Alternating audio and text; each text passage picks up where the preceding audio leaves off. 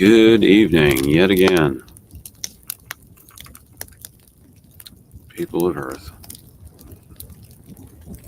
How are we doing? Finish up Alice's Adventures in Wonderland, Chapter 9.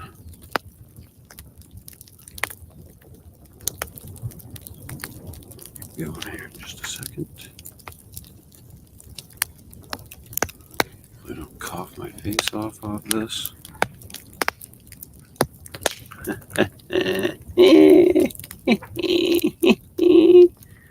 the fucking Leo DiCaprio meme. I have a little drink in my hand.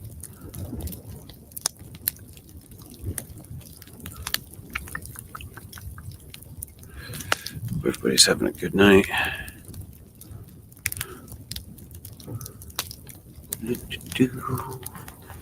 Voila.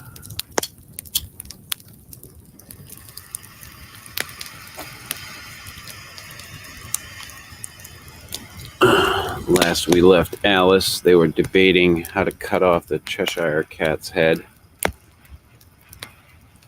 and waiting for the Duchess, but the Cheshire Cat had disappeared.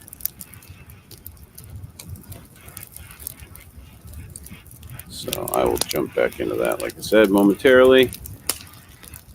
Feel free to comment.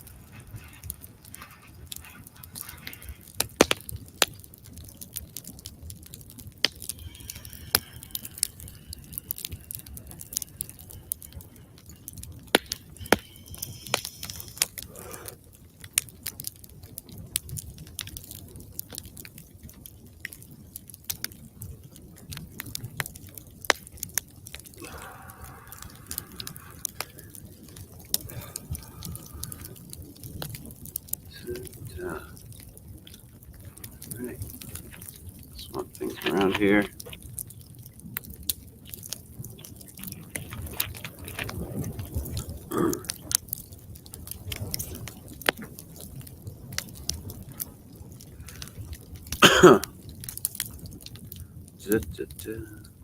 Back in there.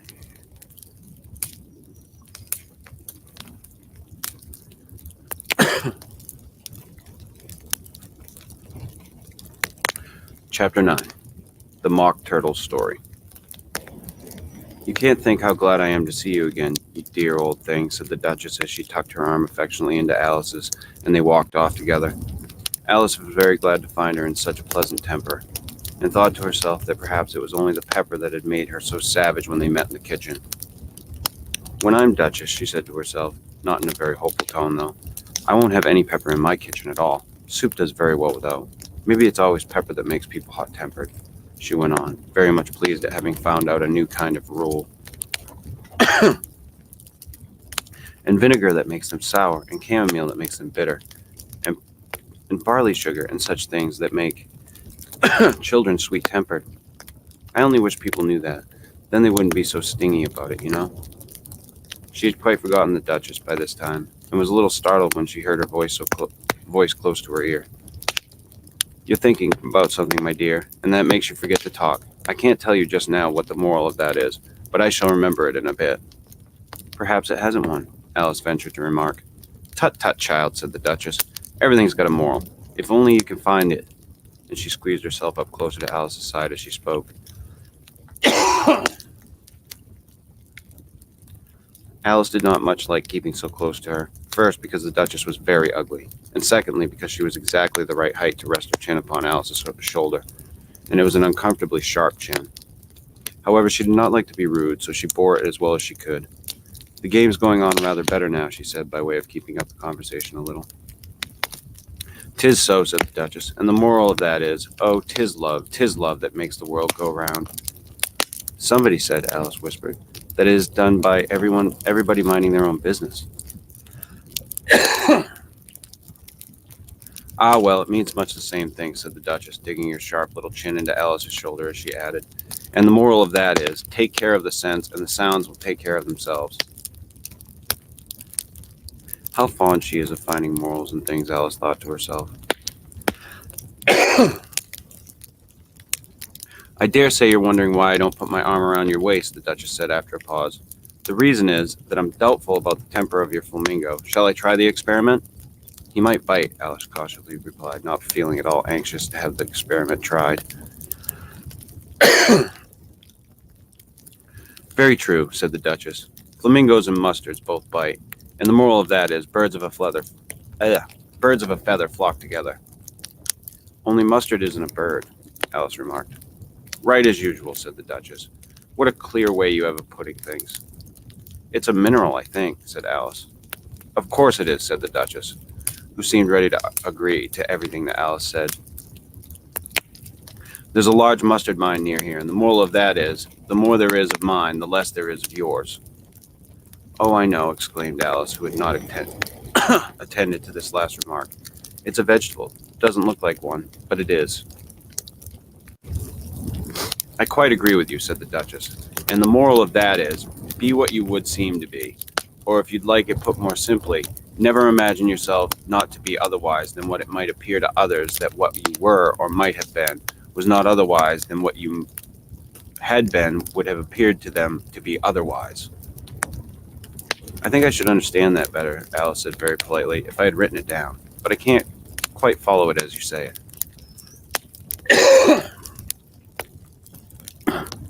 That's nothing to what I could say if I chose, the Duchess replied in a pleased tone. Pray don't trouble yourself to say it any longer than that, said Alice. Oh, don't talk about trouble, said the Duchess. I make you a present of everything I've said as yet.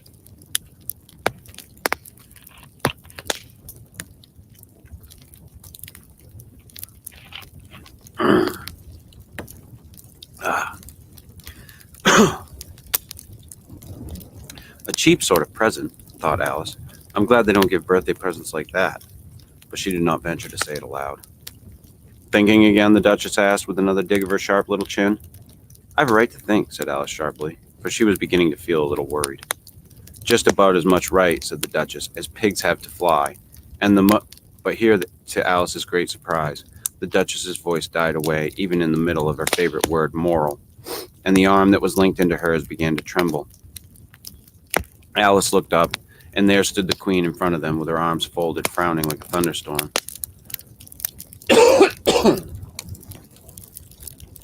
A fine day, Your Majesty, the Duchess began in a low, weak voice. Now I give you fair warning, shouted the Queen, stamping on the ground as she spoke. Either of you, or your head must be off, and that in about half no time. Take your choice. The Duchess took her choice and was gone in a moment. Let's go on with the game, the Queen said to Alice. And Alice was too much frightened to say a word, but slowly followed her back to the croquet ground. The other guests had taken advantage of the Queen's absence and were resting in the shade. However, the moment they saw her, they hurried back to the game. The Queen merely remarked that a moment's delay would cost them their lives. All the time they were playing, the Queen never left off quarreling with the other players and shouting, "Off with his head," or "Off with her head." Those whom she sentenced were taken into custody by the soldiers, who of course had to leave off being archers to do this, so that by the end of half an hour or so there were no archers left, and all the players except the King, the Queen, and Alice were in custody and under sentence of execution. Then the Queen left off quite out of breath and said to Alice, "Have you seen the mock turtle yet?" "No," said Alice. "I don't even know what a mock turtle is." "It's the thing mock turtle soup is made from," said the Queen. "I never saw one or heard of one," said Alice. "Come on then," said the Queen, "and he shall tell you his history." And they walked off together. Alice heard the King say in a low voice to the company generally, "You are all pardoned. Come, that's a good thing." She said to her, "Come, that's a good thing," she said to herself, for she had felt quite unhappy at the number of executions the Queen had ordered. They very soon came upon a griffin lying fast asleep in the sun. If you don't know what a griffin is, look at the picture. "Up, lazy thing," said the Queen, "and take this young lady to see the mock turtle and to hear his history. I must go back and see after some executions I have ordered."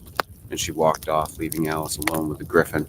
Alice did not quite like the look of the creature, but on the whole she thought it would be quite as safe to stay with it as to go after that savage Queen, so she waited. The griffin sat up and rubbed its eyes, and then it watched the Queen till she was out of sight, and then it chuckled. "What fun," said the griffin, half to itself. half to Alice. What is the fun? Said Alice. Why, she, said the Griffin. It's all her fancy that.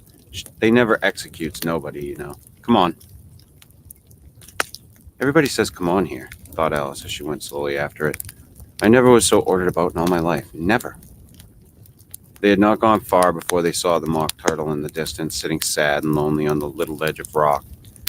And as they came nearer, Alice could hear him sighing as if his heart would break.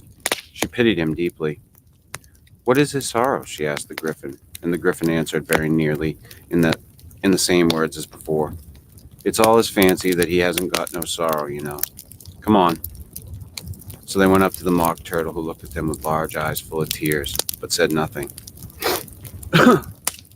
This here young lady, said the Griffin. She wants to know your history, she do. I tell it her, said the mock turtle in a deep, hollow tone. Sit down, both of you, and don't speak a word till I've finished. So they sat down, and nobody spoke for some minutes. Alice thought to herself, I don't see how he can even finish if he doesn't begin. But she waited patiently. Once, said the mock turtle at last with a deep sigh, I was a real turtle. These words were followed by a very long silence, broken only by an occasional exclamation of "Huzzer!" from the Griffin, and the constant heavy sobbing of the mock turtle. Alice was very nearly getting up and saying, Thank you, sir, for your interesting story, but she could not help thinking there must be more to come. So she sat still and said nothing. When we were little, the mock turtle went on at last, more calmly though, still sobbing a little now and then. We went to school in the sea. The master was an old turtle. We used to call him Tortoise. Why did you call him Tortoise if he wasn't one? Alice asked. We called him Tortoise because he taught us, said the mock turtle angrily. Really, you are very dull. You ought to be ashamed of yourself for asking such a simple question, added the Griffin. And then they both sat silent and looked at poor Alice, who felt ready to sink into the earth. At last the Griffin said to the mock turtle, Drive on, old fellow. Don't be all day about it. And he went on in these words. Yes, we went to school in the sea, though you mayn't believe it. I never said I didn't, interrupted Alice. You did, said the mock turtle. Hold your tongue, added the Griffin before Alice could speak again. The mock turtle went on. We had the best of educations. In fact, we went to school every day. I've been to a day school too, said Alice. You needn't be so proud as all that. With extras? Asked the mock turtle a little anxiously. Yes, said Alice. We learned French and music. And washing? Said the mock turtle. Certainly not, said Alice indignantly. Ah, then yours wasn't a really good school, said the mock turtle in a tone of great relief. Now at ours they had at the end of the bill French, music, and washing. Extra. You couldn't have wanted it much, said Alice, living at the bottom of the sea. I couldn't afford to learn it, said the mock turtle with a sigh. I only took the regular course. What was that? Inquired Alice. Reeling and writhing, of course. To begin with, the mock turtle replied, and then the different branches of arithmetic. Ambition, distraction, uglification, and derision. I've never heard of uglification, Alice ventured to say. What is it? The Griffin lifted up both its paws in surprise. What? Never heard of uglifying, it exclaimed. You know what to beautify is, I suppose. Yes, said Alice doubtfully. It means to make anything prettier. Well then, the Griffin went on, if you don't know what to uglify is, you are a simpleton. Alice did not feel encouraged to ask any more questions about it, so she turned to the mock turtle and said, What else had you to learn? Well, there was mystery, the mock turtle replied, counting off the subjects on his flappers. Mystery, ancient and modern, with seaography, then drawing. The drawing master was an old conger eel. They used to come once a week. He taught us drawing, stretching, and feigning in coils. What was that like? Said Alice. Well, I can't show it to you myself. The mock turtle said, I'm too stiff, and the Griffin never learnt it. Hadn't time, said the Griffin. I went to the classics master, though. He was an old crab, he was. I never went to him, the Mock Turtle said with a sigh. He taught laughing and grief, they used to say. So he did, said the Griffin, sighing in his turn, and both creatures hid their faces in their paws. And how many hours a day did you lessons? Said Alice in a hurry to change the subject. 10 hours the first day, said the Mock Turtle, 9 the next, and so on. What a curious plan, exclaimed Alice. That's the reason they're called lessons, the Griffin remarked, because they lessen from day to day. This was quite a new idea to Alice, and she thought it over a little before she made her next remark. Then the 11th day must have been a holiday. Of course it was, said the Mock Turtle. And how did you manage on the 12th? Alice went on eagerly. That's enough about lessons, the Griffin interrupted in a very decided tone. Tell her something about the games now. That's the end of chapter 9. Notes here.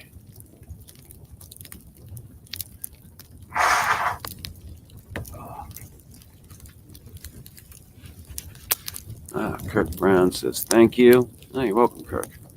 Hope you're enjoying it. I don't know if you caught the first two portions of this. I did earlier today.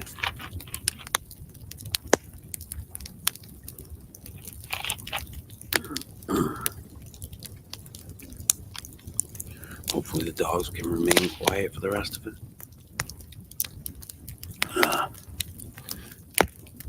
Chapter 10, The Lobster Quadrille. The Mock Turtle sighed deeply and drew the back of one flapper across his eyes. He looked at Alice and tried to speak, but for a minute or two sobs choked his voice. Same as if he had borne in his throat, said the Griffin, and it set to work shaking him and punching him in the back. At last the Mock Turtle recovered his voice, and with tears running down his cheeks he went on again.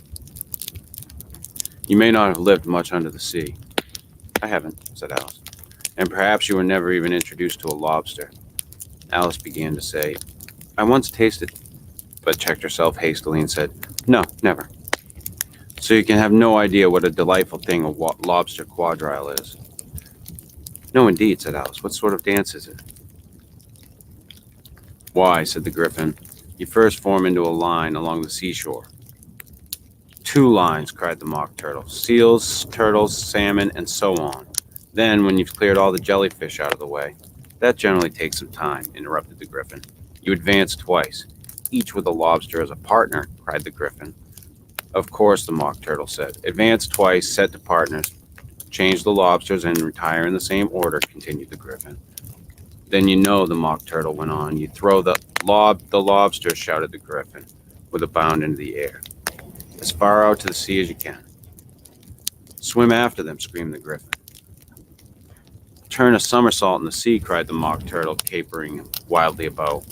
Change the lobsters again, yelled the Griffin at the top of its voice. Back to land again, and that's all the first figure, said the Mock Turtle, suddenly dropping his voice. And the 2 creatures who had been jumping about like mad things all this time sat down again very sadly and quietly and looked at Alice. It must be a very pretty dance, said Alice timidly. Would you like to see a little of it? Said the Mock Turtle. Very much indeed, said Alice. Come, let's try the first figure, said Mock Turtle to the Griffin.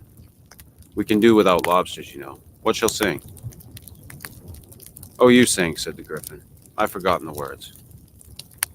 So they began solemnly dancing round and round Alice, every now and then treading on her toes when they passed too close, and waving their forepaws to mark the time, while the Mock Turtle sang this very slowly and sadly. Will you walk a little faster, said a whiting to a snail. There's a porpoise close behind us, and he's treading on my tail. See how eagerly the lobsters and the turtles all advance. They are waiting on the shingle. Will you come and join the dance? Will you, won't you, will you, won't you, will you join the dance? Will you, won't you, will you, won't you join the dance? You can really have no notion how delightful it will be when they take us up and throw us with the lobsters out to sea. But the snail replied too far, and gave a look askance. Said he thanked with whiting kindly, but he would not join the dance. Would not, could not, would not, could not, would not join the dance. Would not, could not, would not, could not, would not, could not join the dance. What matters it how far we go, his scaly friend replied. There is another shore, you know, upon the other side. The further off from England, the nearer is to France. Then turn not pale, beloved snail, but come and join the dance. Will you, won't you, will you, won't you, will you join the dance? Will you, won't you, will you, won't you join the dance? Thank you, it's a very interesting dance to watch, said Alice, feeling very glad that it was over at last. And I do so like that curious song about the whiting. Oh, as to the whiting, said the Mock Turtle. You've seen them, of course. Yes, said Alice. I've often seen them at She checked herself hastily. I don't know where Din may be, said the Mock Turtle, but if you've seen them so often, of course you know what they're like. I believe so, said Alice. Alice replied thoughtfully. They have their tails in their mouths, and they're all over crumbs. You're wrong about the crumbs, said the Mock Turtle. Crumbs would all wash off in the sea. But they have their tails in their mouths. And the reason is, here the Mock Turtle yawned and shut his eyes. Tell her about the reason and all that, he said to the Griffin. The reason is, said the Griffin, that they would go with the lobsters to the dance, so they got thrown out to the sea. So they had to fall a long way. So they got their tails fast in their mouths, so they couldn't get them out again. That's all. Thank you, said Alice. It's very interesting. I never knew so much about a whiting before. I can tell you more than that if you like, said the Griffin. Do you know why it's called a whiting? I never thought about it, said Alice. What? It does the boots and shoes, the Griffin replied very solemnly. Alice was thoroughly puzzled. Does the boots and shoes? She repeated in a wondering tone. Why, what are your shoes done with? Said the Griffin. I mean, what makes them so shiny? Alice looked down at them and considered a little before she gave the answer. They're done with blacking, I believe. Boots and shoes under the sea, the Griffin went on in a deep voice, are done with a whiting. Now you know. And what are they made of, Alice? Asked Alice. Alice asked in a tone of great curiosity. Soles and eels, of course, the Griffin replied rather impatiently. Any shrimp could have told you that. If I'd been the whiting, said Alice, whose thoughts were still running on the song, I'd have said to the porpoise, keep back, please. We don't want you with us. They were obliged to have him with them, the Mock Turtle said. No wise fish would go anywhere without a porpoise. Wouldn't it really? Said Alice in a tone of great surprise. Of course not, said the Mock Turtle. Why, if a fish came to me and told me he was going on a journey, I should say, what? With what? With what porpoise? Don't you mean purpose? Said Alice. I mean what I say, the Mock Turtle replied in an offended tone. And the Griffin added, come, let's hear some of your adventures. I can tell you my adventures beginning from this morning, said Alice a little timidly. But it's no use going back to yesterday because I was a different person then. Explain all that, said the Mock Turtle. No, the adventures first, said the Griffin in an impatient tone. Explanations take such a dreadful time. So Alice began telling them her adventures from the time when she first saw the white rabbit. She was a little nervous about it just at first. The two creatures got so close to her, one on each side, and opened their eyes and mouths so very wide. But she gained courage as she went on. Her listeners were perfectly quiet till she got to the part about her repeating, "You were old, Father William," to the caterpillar, and the words all coming different. And then Mock Turtle drew a long breath and said, "That's very curious." It's all very curious. It's all about as curious as it can be, said the Griffin. It all came different, the Mock Turtle repeated thoughtfully. I should like to hear her try and repeat something now. Tell her to begin. He looked at the Griffin as if he thought it had some kind of authority over Alice. Stand up and repeat, 'tis the voice of Sluggard, said the Griffin. How the creatures order one about and make one repeat lessons, thought Alice. I might as well be at school at once. However, she got up and began to repeat it, but her head was so full of the lobster quadrille that she hardly knew what she was saying, and the words came very queer indeed. 'Tis the voice of the lobster, I heard him declare. You have baked me too brown, I must sugar my hair. As a duck with its eyelids, so he with his nose trims his belt and his buttons and turns out his toes. When the sands are all dry, he is gay as a lark, and will talk in contemptuous tones of the shark. But when the tide rises and sharks are around, his voice has a timid and tremulous sound. That's different from what I used to say when I was a child, said the Griffin. Well, I never heard it before, said the Mock Turtle, but it sounds uncommon nonsense. Alice said nothing. She had sat down with her face in her hands, wondering if anything would ever happen in a natural way again. I should like to have it explained, said the Mock Turtle. She can't explain it, said the Gryphon hastily. Go on with the next verse. But about his toes, the Mock Turtle persisted. How could he turn them out with his nose, you know? It's the first position of dancing, Alice said, but was dreadfully puzzled by the whole thing and longed to change the subject. Go on with the next verse, the Gryphon repeated impatiently. It begins, I passed by his garden. Alice did not dare disobey, though she felt sure it would all come wrong, and she went on in a trembling voice. I passed by his garden and marked with one eye how the owl and the panther were sharing a pie. The panther took pie crust and gravy and meat, while the owl had the dish as its share of the treat.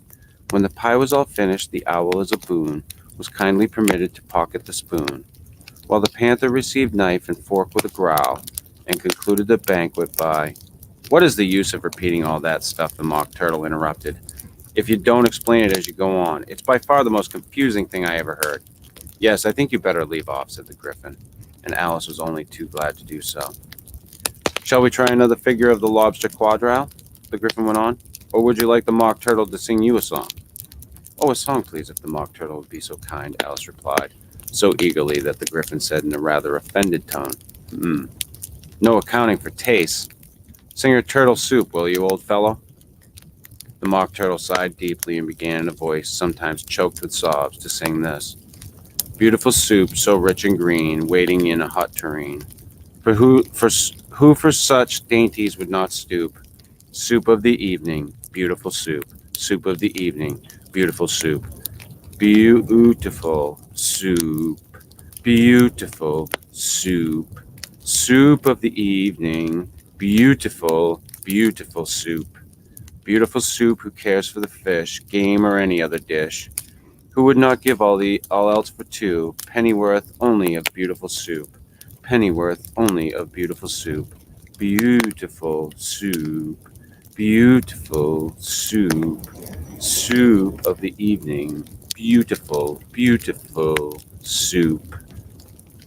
Chorus again, cried the Gryphon, and the Mock Turtle had just begun to repeat it, when a cry of the trial's beginning was heard in the distance. Come on, cried the Gryphon, and taking Alice by the hand, he hurried off, without waiting for the end of the song. What trial is it? Alice panted as she ran, but the Gryphon only answered, Come on, and ran the faster, while more and more faintly came carried on the breeze that followed them the melancholy words, Soup of the evening, beautiful, beautiful soup. Chapter 11. Who Stole the Tarts? The King and Queen of Hearts were seated on their throne when they arrived, with a great crowd assembled about them, all sorts of little birds and beasts, as well as the whole pack of cards. The knave was standing before them in chains, with a soldier on each side to guard him, and near the king was the white rabbit, with a trumpet in one hand and a scroll of parchment in the other. In the very middle of the court was a table, with a large dish of tarts upon it. They looked so good that it made Alice quite hungry to look at them. I wish they'd get the trial done, she thought, and hand round refreshments. But there seemed to be no chance of this, so she began looking at everything about her to pass away the time. Alice had never been in a court of justice before, but she had read about them in books, and she was quite pleased to find that she knew the name of nearly everything there. That's the judge, she said to herself, because of his great wig. The judge, by the way, was the king, and he wore his crown over the wig. Look at the frontispiece if you wanted to see how he did it. He did not look at all comfortable, and it was certainly not becoming. And that's the jury box, thought Alice. And those 12 creatures, she was obliged to say creatures, you see, because some of them were animals and some were birds.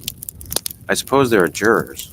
She said this last word 2 or 3 times over to herself, being rather proud of it, for she thought, and rightly too, that very few girls of her age knew the meaning of it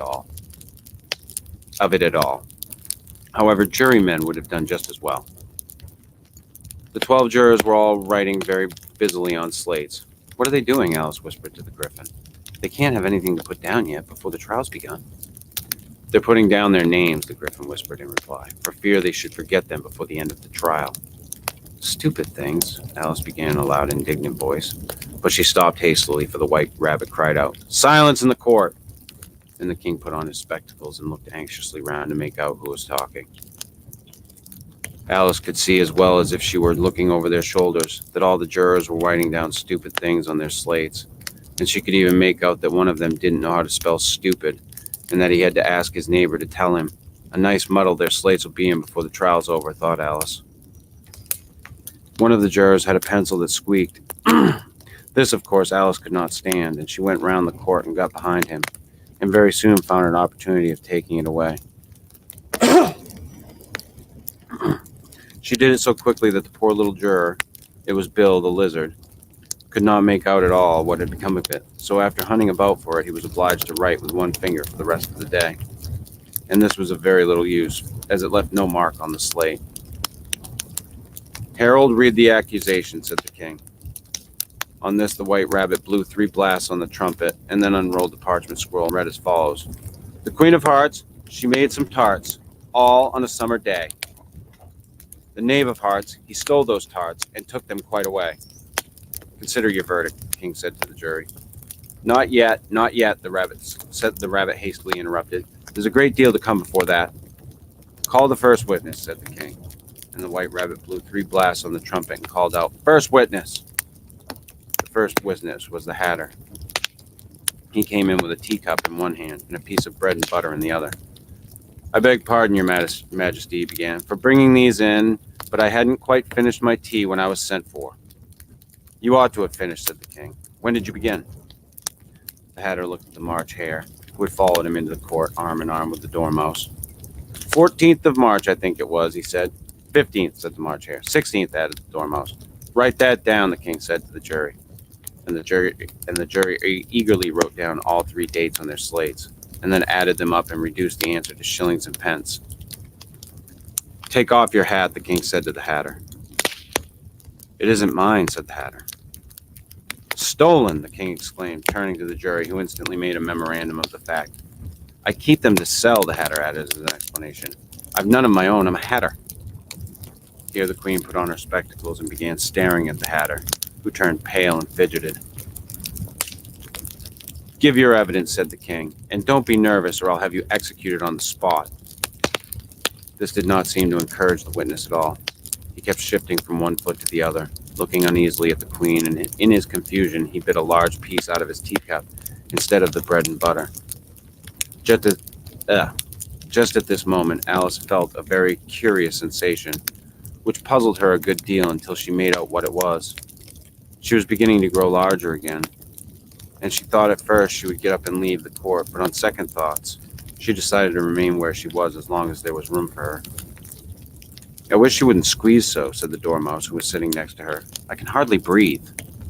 "I can't help it," said Alice very meekly. "I'm growing." "You've no right to grow here," said the Dormouse. "Don't talk nonsense," said Alice more boldly. "You know you're growing too." "Yes, but I grow at a reasonable pace," said the Dormouse. "Not in that ridiculous fashion." And he got up very sulkily and crossed over to the other side of the court. All this time the queen had never left off staring at the Hatter, and just as the Dormouse crossed the court, she said to one of the officers of the court, "Bring me the list of the singers in the last concert," on which the wretched Hatter trembled so that he shook both his shoes off. "Give your evidence," the king repeated angrily, "or I'll have you executed whether you're nervous or not." "I'm a poor man, your majesty," the Hatter began in a trembling voice, "and I hadn't begun my tea, not above a week or so. And what with the bread and butter getting so thin and the twinkling of the tea—" "The twinkling of the what?" said the king. "It began with the tea," the Hatter replied. "Of course twinkling begins with a T," said the king sharply. "Do you take me for a dunce? Go on." "I'm a poor man," the Hatter went on, "and most things get twinkled after that. Only the March Hare said..." "I didn't," the March Hare interrupted in a great hurry. "You did," said the Hatter. "I deny it," said the March Hare. "He denies it," said the king. "Leave out that part." "Well, at any rate," the Dormouse said. The Hatter went on, looking anxiously round to see if he would deny it too, but the Dormouse denied nothing, being fast asleep. "After that," continued the Hatter, "I cut some more bread and butter." "But what did the Dormouse say?" one of the jury asked. "That I can't remember," said the Hatter. "You must remember," remarked the king, "or I'll have you executed." The miserable Hatter dropped his teacup and bread and butter and went down on one knee. "I'm a poor man, your majesty," he began. "You're a very poor speaker," said the king. Here one of the guinea pigs cheered and was immediately suppressed by the officers of the court. As that is a rather hard word, I will just explain to you how it was done. They had a large canvas bag which tied up at the mouth with strings. In this they slipped the guinea pig head first and then sat upon it. I'm glad I've seen that done, thought Alice. I've so often read in newspapers at the end of trials there was some attempts at applause, which was immediately suppressed by the officers of the court, and I never understood what it meant till now. If that's all you know about it, you may stand down, continued the king. I can't go no lower, said the Hatter. I'm on the floor as it is. Then you may sit down, the king replied. Here the other guinea pig cheered and was suppressed.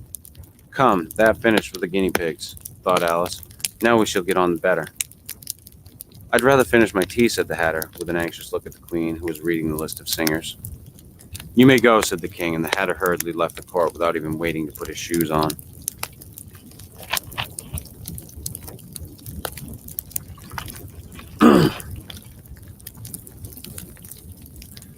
And just take his head off outside, the queen added to one of the officers. But the Hatter was out of sight before the officer could get to the door. Call the next witness, said the king. The next witness was the Duchess's cook. She carried the pepper box in her hand, and Alice guessed who it was even before she got into the court, by the way the people near the door began sneezing all at once. Give your evidence, said the king. Shan't, said the cook. The king looked anxiously at the white rabbit, who said in a low voice, Your Majesty must cross-examine this witness. Well, if I must, the king said with a melancholy air. And after folding his arms and frowning at the cook till his eyes were nearly out of sight, he said in a deep voice, What are tarts made of? Pepper mostly, said the cook. Treacle, said a sleepy voice behind her. Collar that dormouse, the queen shrieked out. Behead the dormouse. Turn that dormouse out of court. Suppress him. Pinch him. Off with his whiskers. For some minutes, the whole court was in confusion, getting the dormouse turned out. And by the time they had settled down again, the cook had disappeared. Never mind, said the king with an air of great relief. Call the next witness. And he added in an undertone to the queen, Really, my dear, you must cross-examine the next witness. It makes my forehead ache. Alice watched the white rabbit as he fumbled over the list, feeling very curious to see what the next witness would be like. But they haven't got much evidence yet, she said to herself. Imagine her surprise when the white rabbit read out at the top of his shrill little voice the name, Alice. Excuse me. Ooh.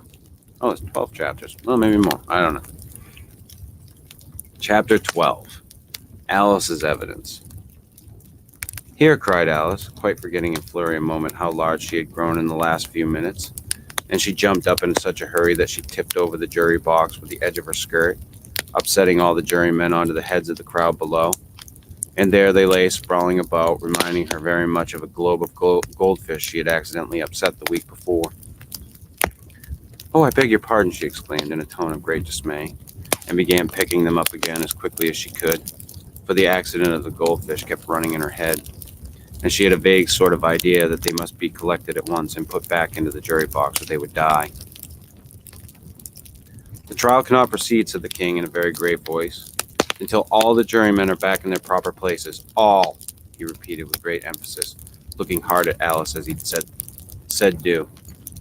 Alice looked at the jury box and saw that in her haste she had put the lizard in head downwards, and the poor little thing was waving its tail about in a melancholy way, being quite unable to move.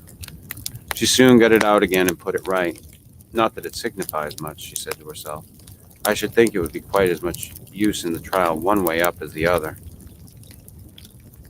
As soon as the jury had a little recovered from the shock of being upset, and their slates and pencils had been found and handed back to them, they set to work very diligently to write out a history of the accident, all except the lizard, who seemed too much overcome to do anything but sit with its mouth open, gazing up into the roof of the court. What do you know about this business? The king said to Alice. Nothing, said Alice. Nothing whatever, says the king. Nothing whatever, said Alice. That's very important, the king said, turning to the jury. They were just beginning to write this down on their slates when the white rabbit interrupted. Unimportant, your majesty means? Of course, he said in a very respectful tone, but frowning and making faces at him as he spoke. Unimportant, of course I meant, the king hastily said, and went on to himself in an undertone. Important, unimportant, unimportant, important, as if he were trying which word sounded best. Some of the jury wrote it down, important, and some unimportant. Alice could see this as she was near enough to look over their slates, but it doesn't matter a bit, she thought to herself. At this moment, the king, who had been for some time busily writing in his notebook, cackled out, "Silence!" and read out from his book, "Rule 42, all persons more than a mile high to leave the court." Everybody looked at Alice. "I'm not a mile high," said Alice. "You are," said the king. "Nearly 2 miles high," added the queen. "Well, I shan't go, at any rate," said Alice. "Besides, that's not a regular rule. You invented it just now." "It's the oldest rule in the book," said the king. "Then I ought to be number 1, said Alice. The king turned pale and shut his notebook hastily. "Consider your verdict," he said to the jury in a low, trembling voice. "There's more evidence yet to come, please, your majesty," said the white rabbit, jumping up in a great hurry. "This paper has just been picked up." "What's in it?" said the queen. "I haven't opened it yet," said the white rabbit, "but it seems to be a letter written by the prisoner to somebody." "It must have been that," said the king, "unless it was written to nobody, which isn't usual, you know." "Who is it directed to?" said one of the jurymen. "It isn't directed at all," said the white rabbit. "In fact, there's nothing written on the outside." He unfolded the paper as he spoke, and added, "It isn't a letter after all. It's a set of verses." "Are they in the prisoner's handwriting?" asked another of the jurymen. "No, they're not," said the white rabbit, "and that's the queerest thing about it." The jury all looked puzzled. "He must have imitated somebody else's hand," said the king. The jury all brightened up again. "Please, your majesty," said the knave, "I didn't write it, and they can't prove I did. There's no name signed at the end." "If you didn't sign it," said the king, "that only makes the matter worse. You must have meant some mischief, or else you'd have signed your name like an honest man." There was a general clapping of hands at this. It was the first really clever thing the king had said that day. "That proves his guilt," said the queen. "It proves nothing of the sort," said Alice. "Why, you don't even know what they're about." "Read them," said the king. The white rabbit put on his spectacles. "Where shall I begin, please, your majesty?" he asked. "Begin at the beginning," the king said gravely, "and go on till you come to the end. Then stop." These were the verses the white rabbit read. "They told me you had been to her and mentioned me to him. She gave me a good character, but said I could not swim. He sent them word I had not gone. We know it is to be true. If she should push the matter on, what would become of you? I gave her 1, they gave him 2, he gave us 3 or more. They all returned from him to you, they thought though they were mine before. If I or she should chance to be involved in this affair, he trusts to you to set them free exactly as we were. My notion was that you had been, before she had this fit, an obstacle that came between him and ourselves and it. Don't let him know she liked them best, for this must ever be a secret kept from all the rest, between yourself and me." "That's the most important piece of evidence we've heard yet," said the king, rubbing his hands. "So now let the jury—" "If any one of them can explain it," said Alice. She had grown so large in the last few minutes that she wasn't a bit afraid of interrupting him. "I'll give him 6 pence. I don't believe there's an atom of meaning in it." The jury all wrote down on their slates, "She doesn't believe there's an atom of meaning in it," but none of them attempted to explain the paper. "If there's no meaning in it," said the king, "that saves a world of trouble, you know, as we needn't try find any. And yet I don't know," he went on, spreading out the verses on his knee and looking at them with one eye. "I seem to see some meaning in them after all. Said I could not swim. You can't swim, can you?" he added, turning to the knave. The knave shook his head sadly. "Do I look like it?" he said, which he certainly did not, being made entirely of cardboard.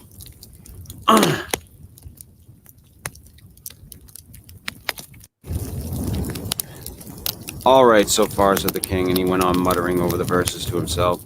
"We know it to be true. That's the jury, of course. I gave her 1, they gave him 2. Why, that must be what he did with the tarts, you know." "But it goes on that they all returned from him to you," said Alice. "Why, there they are," said the king, triumphantly pointing to the tarts on the table. "Nothing can be clearer than that. Then again, before she had this fit—" "You never had fits, my dear, I think," he said to the queen. "Never," said the queen furiously, throwing an inkstand at the lizard as she spoke. The unfortunate little Bill had left off writing on his slate with one finger, as he found it made no mark, but he now hastily began again using the ink that was trickling down his face as long as it lasted.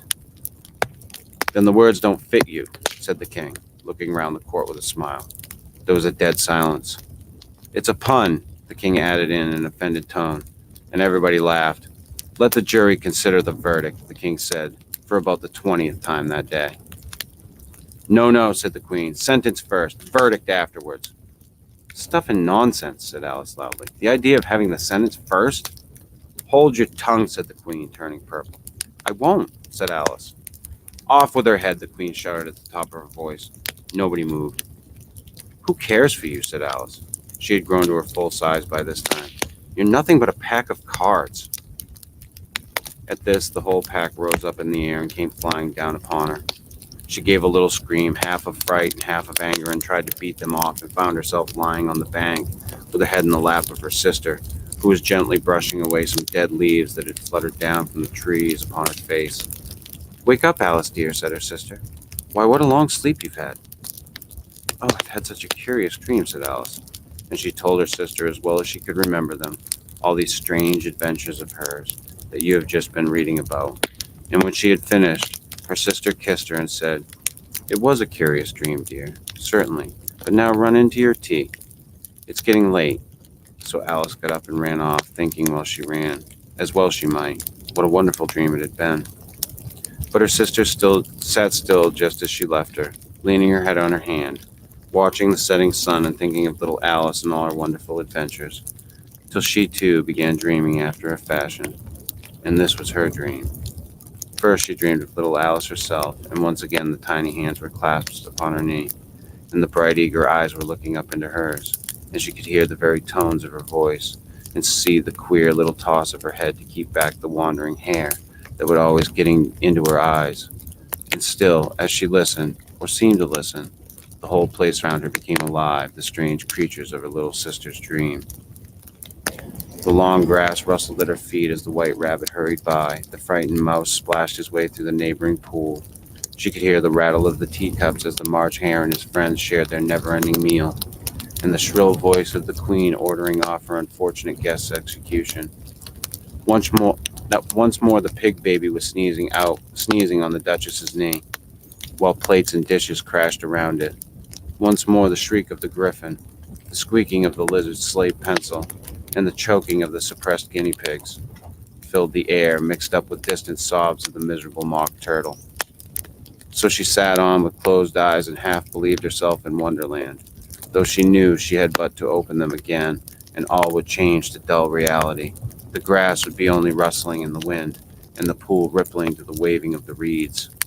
The rattling of the teacups would change to the tinkling sheep bells, and the queen's shrill cries to the voice of the shepherd boy, and the sneeze of the baby, the shriek of the griffin, and all the other queer noises would change, she knew, to the confused clamor of the busy farmyard, while the lowing of the cattle in the distance would take the place of the mock turtle's heavy sobs. Lastly, she pictured herself how this same little sister of hers would, in the aftertime, be herself a grown woman, and how she would keep, through all her riper years, the simple and loving heart of her childhood, and how she would gather about her other little children, and make their eyes bright and eager with many a strange tale, perhaps even with the dream of Wonderland of long ago, and how she would feel with all their simple sorrows and find a pleasure in all their simple joys, remembering her own child life and the happy summer days. And that is the end of Lewis Carroll's Alice's Adventures in Wonderland. Hope you all enjoyed it. Sorry it took me so late to get that finished up. It was a fucking rough day. But that was interesting. Like I said before, I'd seen like the Disney fucking cartoon and the other one that was it Tim Burton did a few years ago. But I'd never read the book, so that was a first. So thank you to those of you who listened and enjoyed it. Appreciate it. And as always, check out the podcast. All the other stuff that I've done is on there. I did the Wonderful Wizard of Oz, At the Earth's Core by Edgar Rice Burroughs. I did a Conan story by Robert Howard. Done a bunch of Lovecraft, etc., etc. So go check out the Fortean Slip Bedtime Stories wherever you download your podcast from. You should be able to find it. I think the only place I don't have it is Stitcher. So, but yeah. And good night, everybody. Toodles, whatever. Cha cha. That was a fucking horrible thing. Anyway.